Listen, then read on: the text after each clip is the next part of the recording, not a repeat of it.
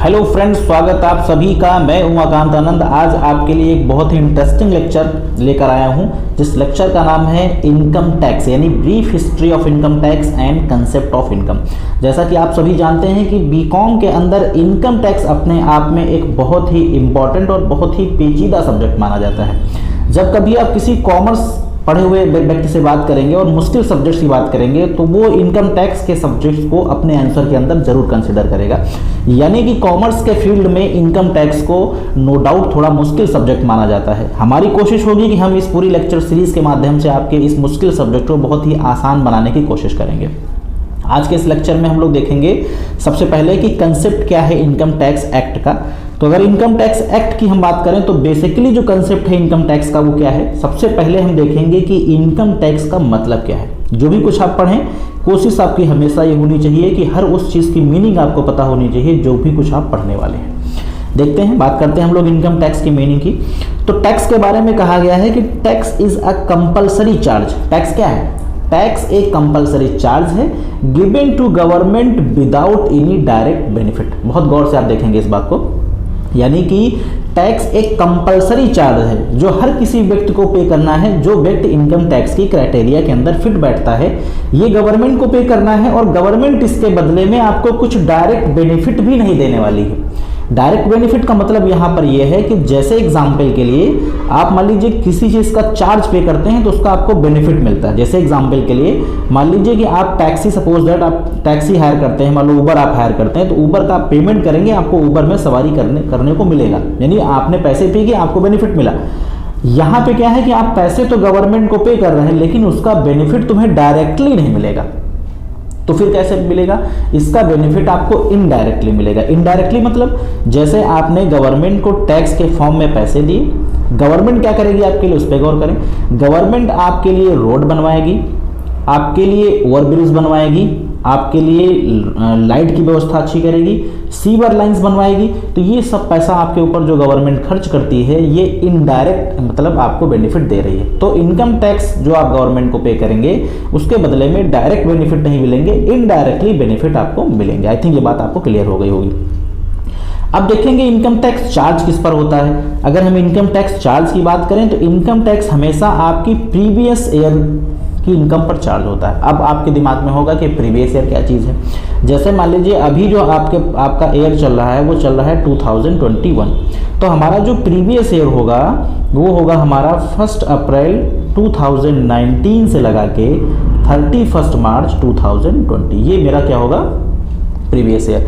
तो income tax जो charge किया जाता है वो प्रीवियस ईयर की इनकम पर चार्ज किया जाता है। एक इंपॉर्टेंट बात कि इनकम टैक्स एवरी पर्सन्स को पे करना है। पर्सन्स का यहाँ पर जो मतलब है वो थोड़ा सा अलग है। इनकम टैक्स के अंदर पर्सन के मतलब को हम अलग तरीके से लेते हैं। नॉर्मल अगर हम बात करें पर्सन क्या होता है तो नॉर्मल भाषा में पर्सन अलग है लेकिन इनकम टैक्स में अलग है। तो ये क्या चीज़ है, इसके लिए हम एक डिटेल्ड लेक्चर आपको, इसका जो लेक्चर नंबर 5 आपको मिलेगा उसके अंदर हम आपको डिटेल में बताएंगे कि पर्सन्स क्या होते हैं। तो ये बेसिकली मतलब था, यानी इनकम टैक्स एक ऐसा चार्ज है जो आपको गवर्नमेंट को देना है, इसके बदले में कोई भी डायरेक्ट बेनिफिट आपको नहीं मिलेगा। ये आपकी प्रीवियस ईयर इनकम पर चार्ज किया जाता है और जितने भी पर्सन्स हैं सभी पर्सन्स को इनकम टैक्स पे करना पड़ता है। ये इसके बारे में आपको बताया गया था। अब अगर हम लोग बात करें इसमें इनकम टैक्स को और भी थोड़ा डिटेल में देखें तो कुछ और बातें हैं जिनको आपको समझना है। देखिए, कंसेप्ट ऑफ इनकम की हम बात करेंगे तो in common parlance income is known as a regular periodic return to a person from his activities. यानी कॉमन भाषा में अगर हम बात करें इनकम की तो जो आप कोई रेगुलर ऐसी कोई एक्टिविटी करते हैं, कोई इकोनॉमिक एक्टिविटी जिसके बदले में कोई आपको रिटर्न मिलता है, उस रिटर्न को हम क्या बोलते हैं? इनकम। लेकिन चूंकि इनकम टैक्स आप पढ़ रहे हैं तो इनकम टैक्स में इनकम का मतलब सिर्फ इतना ही नहीं है, कुछ और भी बातें हैं जिन्हें हम इसमें शामिल करेंगे। जैसे the income has broader classified income tax law. Income tax law के अंतर्गत इनकम को ब्रॉडली क्लासिफाइड किया गया है। इनकम टैक्स एक्ट आपको बताता है कि चाहे वो एक्टिविटी आपकी रेगुलर हो, चाहे आपकी एक्टिविटी पीरियोडिकली हो या आप कभी कभी करते हो, उन दोनों केसेस में जो भी आप इनकम कमाते हैं, जो भी आपकी अर्निंग्स होती हैं वो इनकम होती हैं। ठीक एग्जाम्पल लेते हैं इसका, जैसे विनिंग फ्रॉम लॉटरी। अब चूंकि लॉटरी ऐसा गेम है, उसमें आप हमेशा जीतेंगे ऐसा जरूरी नहीं है, लेकिन इनकम टैक्स के हिसाब से अगर आप लॉटरी में पैसे जीतते हैं तो इनकम है और उस पर गवर्नमेंट चार्ज लेगी। इसी तरीके से क्रॉस पजल हो गया आपका, इसी तरीके से आपका किसी शो में आप पैसे जीतते हैं, मीन्स आप केबीसी में पार्टिसिपेट करते हैं, वहां से पैसे जीतते हैं, तो ये सारी चीजें आपकी पीरियोडिकल नहीं, सॉरी रेगुलर नहीं है, पीरियोडिकल ही है, लेकिन फिर भी गवर्नमेंट आपसे इन पे ऊपर टैक्स चार्ज करेगी। तो इनकम आपकी रेगुलर भी हो सकती है और पीरियोडिक भी हो सकती है। अब और डिटेल में इसको देखेंगे, जब डिटेल में इसको देखा जाएगा तो ये चीज़ आपको और बेहतर तरीके से क्लियर हो पाएगी। एक मिनट, थोड़ा सा कुछ चीज़ें इसमें हैं जो इधर उधर हो गई स्लाइड्स, मैं कोशिश करता हूँ आपको अरेंज करके बेहतर बताने की। देखिए, द इनकम इंक्लूड्स, इनकम के अंदर क्या क्या चीज़ें आती हैं। सबसे पहले कैश और काइंड, दो तरीके की इनकम होती है, इस पर गौर फरमाइएगा। कैश का मतलब है कि आपने इनकम कमाई और आपको जो रिसीविंग हुई वो कैश में हो गई, ये हो गए इनकम इन कैश। जैसे आप मान लीजिए सैलरीड पर्सन है, आपने पूरा एक महीने काम किया और एट द एंड आपको सैलरी मिल गई, तो ये हो गई आपकी सैलरी इन कैश या इनकम इन कैश। काइंड का मतलब क्या है, अब मान लीजिए आप कहीं पे वर्किंग करते हैं, किसी कंपनी में आप काम करते हैं, तो कंपनी वाले आपको मान लो 20,000 सैलरी भी देते हैं पर मंथ। इसके अलावा आपको रहने के लिए उन्होंने एक घर भी दे रखा है जिसका एक पैसा आपसे नहीं लिया जाता है। इसके अतिरिक्त आपके जो बच्चे हैं वो कंपनी के ही स्कूल में पढ़ते हैं जहाँ पे एक पैसे की आपको फीस नहीं पड़ती है। इसके अतिरिक्त आपको आने जाने के लिए कार की भी सुविधा दे रखी है। तो भाई अगर आप ध्यान से देखें तो हाउस आपका, कार आपकी, एजुकेशन आपके बच्चों का, ये सब भी तो आपको किस वजह से मिल रहे हैं, जब आप वहाँ पे जॉब कर रहे हैं। इसका मतलब ये भी आपकी इनकम के हिस्से हैं, यानी आपकी सैलरी के ही हिस्से हैं। अगर आप जॉब छोड़ दें तो आपका वो घर चला जाएगा, आपके बच्चों की फीस पड़ने लगेगी और आपको कार की सुविधा मिली है वो भी आपके हाथ से चली जाएगी। कहने का मतलब यहाँ पर यह है कि ये आपकी जो इनकम है वो कैश सैलरी इन काइंड है, यानी इनकम इन काइंड। तो इनकम आपकी कैश में भी हो सकती है और काइंड में भी हो सकती है। ये गवर्नमेंट क्या करती है, गवर्नमेंट दोनों को नहीं छोड़ती, दोनों पे आपको इनकम टैक्स चार्ज करना पड़ेगा। कैसे क्या चार्ज करना वो बात का मामला है, वो हम आगे डिटेल लेक्चर्स में इसको डिस्कस करेंगे। अब हम देखें, एक होती लीगल और इलीगल इनकम। इनकम लीगल भी होती है और इलीगल भी होती है। लीगल का मतलब क्या है कि गवर्नमेंट के प्रोसीजर से जो जो इनकम कमाने के ढंग हैं, अगर उस हिसाब से आप इनकम कमाते हैं तो वो लीगल इनकम है। जैसे बिजनेस करते हैं, लीगल चीज़ का बिजनेस करते हैं तो लीगल इनकम। अब कोई 2 नंबर का बिजनेस करते हैं जो कि इलीगल है, गवर्नमेंट के हिसाब से मान लो शराब बेचना, कच्ची शराब बेचना इलीगल बिजनेस है, आप करते हैं तो ये इलीगल है। तो इनकम इलीगल और लीगल सोर्स से दोनों से हो सकती है। अगर बाय डिफॉल्ट कैलकुलेशन में आपकी इनकम आती है, आपको आपके किसी हिडन सोर्स से आपकी लीगल शो हो जाती है इनकम, तो आपको गवर्नमेंट को टैक्स उस पर भी पे करना पड़ेगा, जिसे हम लोग अनडिस्क्लोज्ड इनकम बोलते हैं। कुछ ऐसी इनकम होती है जिसे हम लोग डिस्क्लोज मतलब बताते नहीं हैं, लेकिन चूंकि वो गवर्नमेंट की नज़र में आ गई तो फिर टैक्स आपको पे करना है। नेक्स्ट अगर हम देखें तो टेम्परेरी और परमानेंट इनकम। कुछ इनकम परमानेंट होती, कुछ टेम्परेरी। जैसे टेम्परेरी वो इनकम होती जो आपको कभी कभी मिल जाती है। जैसे एग्जाम्पल के लिए आप रास्ते से जा रहे थे, आपको रास्ते में एक बटुआ पड़ा मिल जाए जिसमें मान लो कि सपोज दैट 1 लाख रुपए थे, तो ये आपकी टेम्परेरी इनकम है।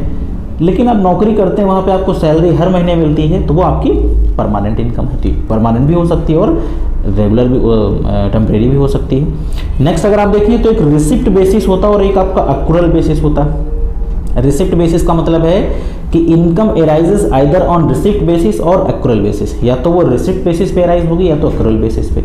इनका मतलब समझिए, it may accrue on the tax payer without it is actual receipt. इसका मतलब यह है कि आपको पैसा रिसिप्ट नहीं हो पाया, लेकिन आपने उसके लिए काम किया है और टैक्स पेयर की इनकम के अंदर वो इनकम कंसिडर की जाएगी।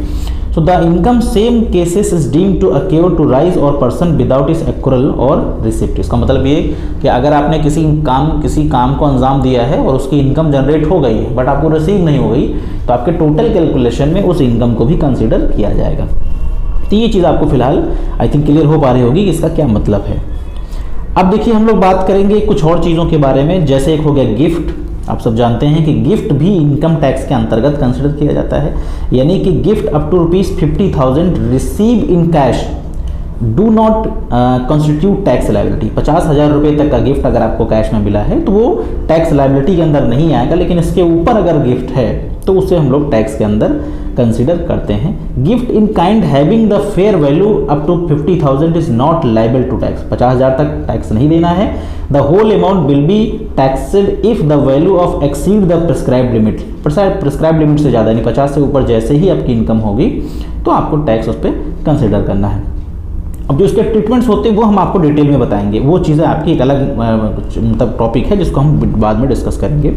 इसके अतिरिक्त अगर हम लोग देखें तो जो नेक्स्ट इसका पार्ट है आपका, नेक्स्ट पार्ट मतलब कि जो एक और आपका लमसम और इंस्टॉलमेंट। कुछ इनकम ऐसी होती हैं जो आपको लमसम अमाउंट में मिलती हैं और कुछ इनकम ऐसी होती हैं जो इंस्टॉलमेंट में मिलती हैं, तो उनको भी इनकम टैक्स के अंदर इनकम माना जाता है।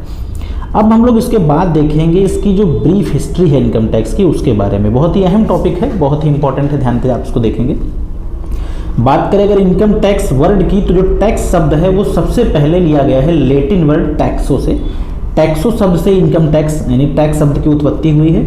और भारत के अंदर पहली बार जो इंट्रोड्यूस किया गया था इनकम टैक्स, वो इंट्रोड्यूस किया गया था 1860 में सर जेम्स विल्सन के द्वारा। क्यों इंट्रोड्यूस किया गया था? 1857 की क्रांति शायद कोई नहीं भूल सकता भारत के इतिहास की। उस क्रांति में सरकार का यानी कि ब्रिटिश गवर्नमेंट का बहुत बड़ा नुकसान हुआ था। उस नुकसान की भरपाई के लिए जनता के ऊपर एक चार्ज लगाया गया, एक कर लगाया गया, एक लगान लगाएगी, जिसे आज की भाषा में हम लोग इनकम टैक्स बोलते हैं। तो वहीं से इसकी स्टार्टिंग मानी जाती है।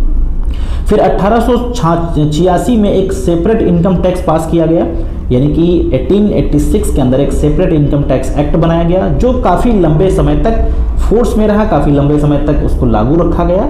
उसमें हालांकि टाइम टू टाइम कुछ ना कुछ अमेंडमेंट भी किया गया। चूँकि अमेंडमेंट करना कंपलसरी इस वजह से भी हो जाता है क्योंकि कुछ ऐसी बातें होती हैं जो समय के अकॉर्डिंग चेंज होती हैं, तो उसमें कुछ अमेंडमेंट भी जायज़ थे जो कि किए गए। इसके अतिरिक्त हम बात करें तो 1918 में एक नया इनकम टैक्स एक्ट पास किया गया, लेकिन उससे फिर से 1992 में आई थिंक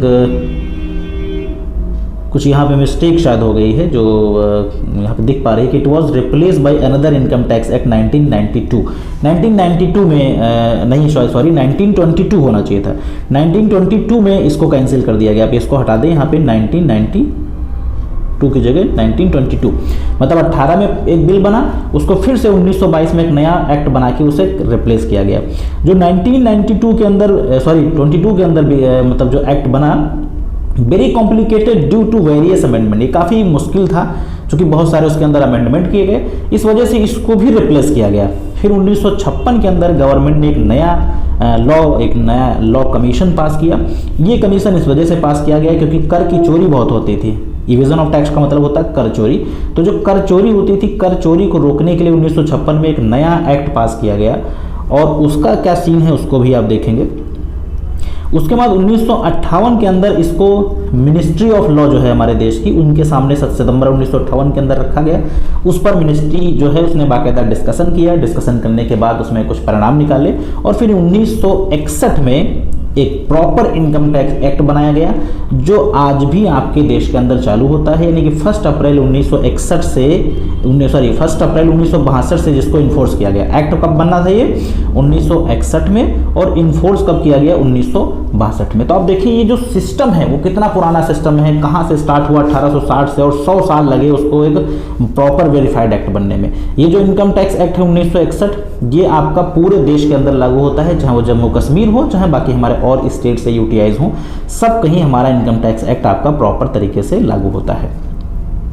अब हम लोग बात करें तो any law in itself is not completed. ये बिल्कुल इस बात को आप एक्सेप्ट करते हैं कि अपने आप में कोई भी ऐसा लॉ नहीं है जो बिल्कुल प्रॉपर हो, सारे गैप्स को फुलफिल करता हो। क्योंकि जैसे जैसे समय बढ़ेगा उसमें कुछ ना कुछ कमियां आती रहेंगी, और उन कमियों को गवर्नमेंट क्या करती है? अमेंडमेंट और या फर्दर नोटिफिकेशन से उन्हें सही किया जाता है। तो ऐसे ही करके इनकम टैक्स के अंदर भी कुछ कमियां थी, कुछ गैप थे, जिन गैप्स को लगातार गवर्नमेंट कुछ रूल्स एंड रेगुलेशन चेंज करती रहती है, कुछ नोटिफिकेशन निकालती रहती है, कुछ सर्कुलर निकालती है, कुछ आपके गवर्नमेंट के प्रोसीजर्स हैं जिनको प्रॉपर तरीके से लागू करके उन कमियों को निकालने का प्रयास किया जाता है।